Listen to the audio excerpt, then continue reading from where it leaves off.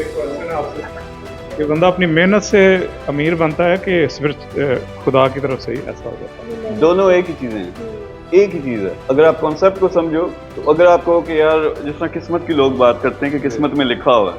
आप किस्मत में लिखा हुआ है, आप अपने बेडरूम से निकले ही ना, आपने कुछ करना ही नहीं, तो पैसे ने चल के तो नहीं आपके पास आना, उसके लिए कुछ करना पड़ेगा ना। तो वो किस्मत और आप कितनी मेहनत करते हो, अब किस्मत भी अगर एक लिहाज से फिर अल्लाह नहीं लिखी हुई है ना, काम करोगे तो कुछ मिलेगा, यानी वो फिर ऑटोमेटिकली आपने काम करना ही करना है। मेहनत का बहुत ज्यादा हद से ज्यादा दखल है, यानी आप आज डिसाइड करते हो ना कि मैंने 1 लाख दिरहम महीने का कमाना है, ये मेरा टारगेट है, उसका प्लान बना लो, लग पड़ो पागलों की तरह, 20-20 घंटे,